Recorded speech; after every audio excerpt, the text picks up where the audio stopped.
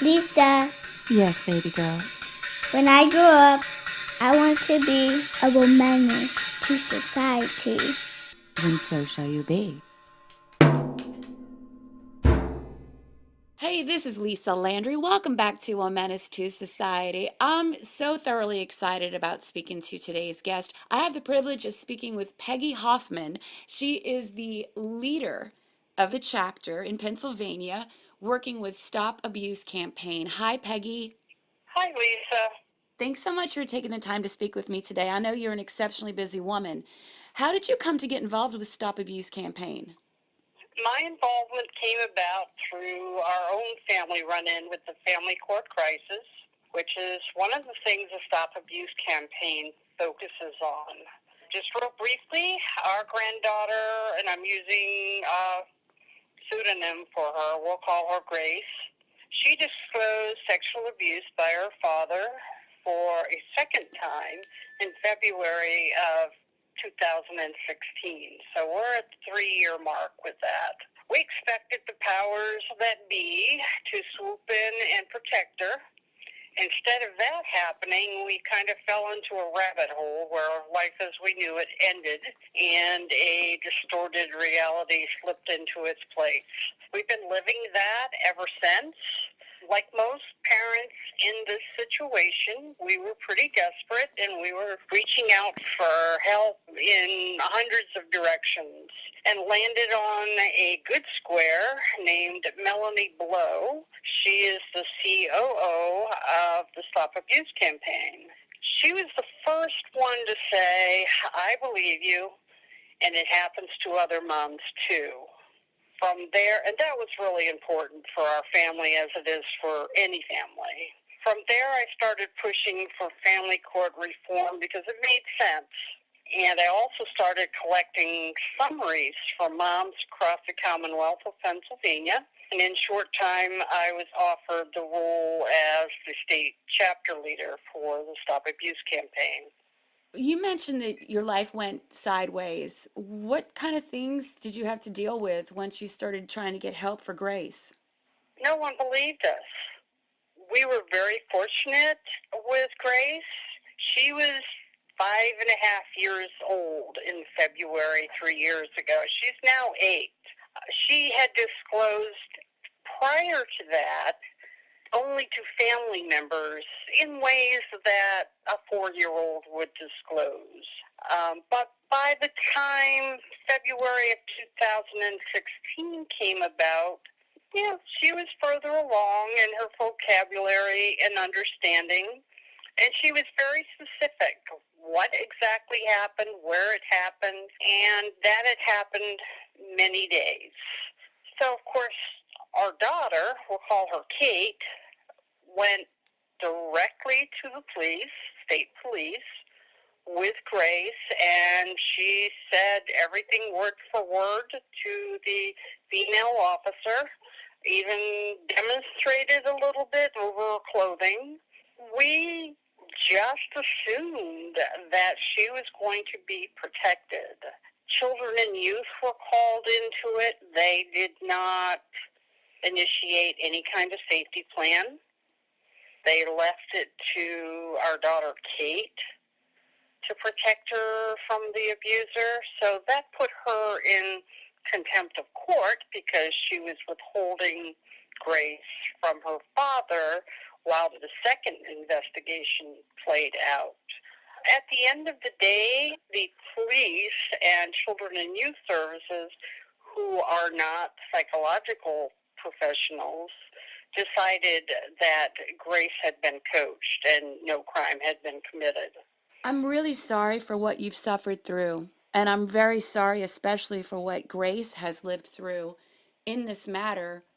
It kind of doesn't make sense that people who don't have a background in psychology or childhood trauma would Right. be making these decisions. Who's making them if not a professional? Absolutely.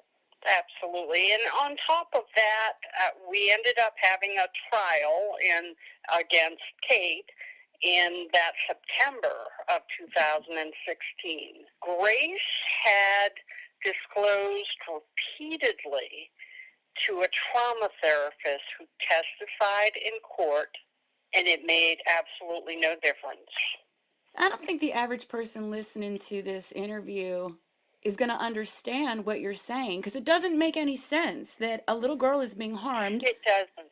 So It doesn't. And what does the judge tell prior you? to this I'm sorry. happening to our family, Mhm. I wouldn't have believed it. Some attorneys are more competent than others. You know, the judge can only see the information given to him or her by the lawyers. Do you have lawyers Right. who are presenting Right. information to the judge? We do not have an attorney now. We were pro se up until the trial, and we did actually have an attorney who specializes in this. And that didn't matter either. It was already decided. Before we even went into that trial, Kate and I just kind of looked at each other at some point and just said, this was going to happen anyways. Reporting sexual abuse just made it easier for them. Oh, you mean to take custody? Yeah. What would encourage an adult with the authority to protect a child who is being traumatized and victimized in such a way that she will have lifelong repercussions, and yet lets her or him go back to where he is being abused, negating a mom's right to parent? What do you think is going on in their heads? That is the million-dollar question. I just can't wrap my head around it. It just seems like there's some underlying motive. It's not just a bias against women. There's like a monetary factor involved and funding. And, for example, the county that we have our custody order in, and I'm going to just throw in there real quick, none of the parties, my daughter, her ex-husband, or my granddaughter, have lived in that county since 2012, so they don't even have jurisdiction, but the judge won't give it up. For each of these cases, there's some kind of money factor involved. Do you mean who? Funding. Like funding from the county? Do you think like Yeah, kickbacks? I guess there's just a lot of father's rights activity going on here. Yeah. You've heard of fatherhood.gov. Now, let me just throw in there, because I have sons, we're not talking about good fathers. We're talking about that type of father, the abuser. And, you know, some women too, but sexual abuse is a gender thing, because most of it is perpetrated by men. We know that. And that's not throwing a bias in there. It's just how it is. Those statistics. But there are groups that fund counties, you know, and there's just a lot of influence there because of money. Yeah, women don't have as much money at their disposal, and women are not really seated in power positions. So if you got a good old boys network at play, and you know, if you got, I don't want to disparage men either. I know that there are a lot of good dads who are getting victimized in family court, but it does seem like the abuser tends to win in family court. Like 70%, I think, of the time is the stat that Diane Post. She's an attorney. So, I mean, how do we overcome this as women, as mothers, as protective fathers who are out there who are good dads? How do we overcome such a system that is actually allowing for children to be victimized? That's a good question. Here in Pennsylvania, it really is going to start with new and specifically defined family court laws. Our laws are so vague, and it leaves it to the discretion of the judge. It's not just male judges. I'm hearing that female judges can be worse. In the cases that I stay close to, they're just about all female judges, and they're part of the Good Old Boy Network too. Yeah, that's unfortunate. A lot of women have to flow the same traits as the guys who are making awful decisions. Otherwise, they won't have a position. Yeah. You know, I like history, and so I kind of dove into this a little bit, and we know about the early women's movement and, equal pay, equal everything, as we should have. But when that came about, it kind of pushed the father to the outer perimeter of the family in cases of divorce. That wasn't fair either, but No. now the pendulum has swung the other way. And a lot of mothers, and I've seen this with mothers who are thinking about leaving, and how am I going to go about that? From my position as an advocate, I'm not going to say to that woman, if you leave, you're going to lose your kids. Because if she's in a battering situation, she's got to leave. And so it's really tough with these moms who are kind of on the fence, because they're damned if they stay, or they're damned if they don't stay. Let's talk about that. As a parent, you have the obligation to report your child being harmed. So if you don't Yes. report your child is being harmed, then you have failed to report. You can be put in jail for up to 30, 40 years, depending on the severity of the Yes. outcome. So you could go to prison for decades because you did not report your child being abused. If you report that you have a relationship with somebody who is abusing that child, especially if it's that child's biological father, there's no way for you to win. No, there isn't. The father's rights movement has a lot of influence with some of the top newscasters, so that really has to change too. But to go back to what you were just saying, I can't even count the number of cases that I have where children and youth have said, okay, Mom, you've got to protect these children from that abuser, but at the same time, the judge is saying, follow the court order. Make sure he gets his custody time. So if you don't do that, So either you're in way, contempt. Mom's penalized. Yeah, so how do you win this? You can't really win this. What kind of reforms are being enacted or potentially enacted in Pennsylvania to fix this family court debacle? We have had 4 pieces of legislation for family court reform introduced to our House since 2015. We had Baker, we had Wozniak, we had Representative Rozzi, who I am working with, and Representative Davis. Very specific family court reform that doesn't target good fathers, but expresses the need for the safety of the children and for some funding for these moms or dads that need it, and not use parental alienation, which is the big thing they get on moms. They report sexual abuse. Oh, she's just alienating her child from the father. That's all this is. I don't understand about that parental alienation. It's debunked. The guy who came up with that theory, he killed himself. Yes. He actually drove a knife through his Yes. own stupid, misogynistic, delusional heart, and he has been completely disconnected. Columbia University is where he did his research. They want nothing to do with his legacy.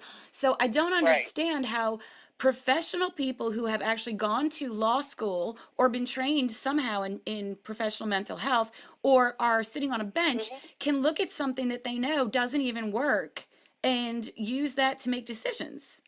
And we can't even really blame that on judges being older, because most of the judges that are involved in the family cases that I'm involved with are younger, and they're younger women. There's a lot of hacks in comedy. There are a lot of people who use other people's materials or like really simple smoke and mirror tricks, but they're not impacting people's lives so much as you either have a good time at the show or you don't. But for somebody to go into their bench and be a judge and not know that you're actually using debunked crap science, it just seems very disconnected. That's a cognitive dissonance, isn't it? You would absolutely think that they would keep themselves updated. And we can't get into their minds, so we really don't know. But I do believe a lot of them know that theory is debunked, but they just like it and go with it. For example, in my daughter's case, I did a little research on our judge, and he was going through a divorce during the time Kate was litigating in family court.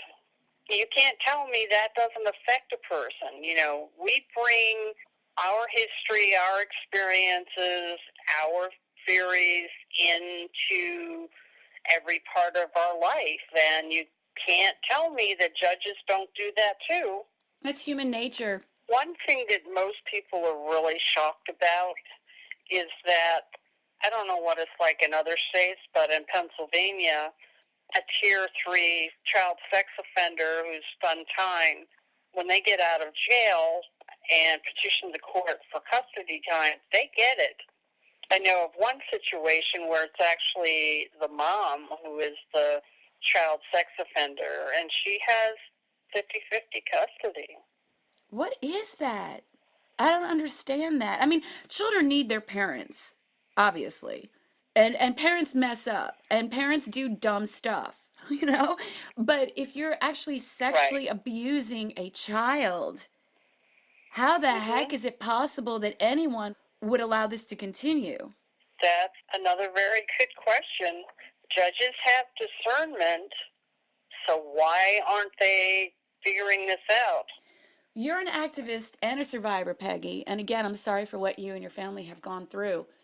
What do you think we could do to change things? What are 3 big things that Pennsylvania could do right now to change this situation? Well, number 1 would stop using the parental alienation garbage. The other thing, too, would be to believe children. When children actually disclose sexual abuse, that's a gift, because less than 10% of children ever disclose. And that 10% or less than that actually sees justice. So, when our little girl got really brave and said, this is what happened just this morning, it happened. This is where it happened. This is what he did to me. And it happens many days, and it makes me mad. That was a gift, because 90% of children will not do that. They've been coerced in some way not to tell. So a very important thing in Pennsylvania and across the U.S. is believe the child, because less than 1% actually makes up false allegations. And in a situation where it seems like false allegations, it's really not. It's a child's misunderstanding of what had happened. They don't have the vocabulary for that, and so I can see where a child would say something and mom or dad or whoever, well, maybe that was sex abuse. That's the type of what they call false allegations. But children don't lie about being sexually abused. So when you have one that tells you, our little girl walked right up to a state trooper and said, this is what happened to me. That was a gift. So the big thing, I would think, would be start believing these children regardless of whether they're in custody litigation or not. There's going to be a lot of statute of limitation reforms going on, in part because of the Catholic Church catastrophe that happened in Pennsylvania. It's happening everywhere, but Pennsylvania was the first state to really come out recently. So you're going to have a lot of SOL reform in your state. So I guess one of the good things to consider is that as Grace does grow older, she will be able to seek justice.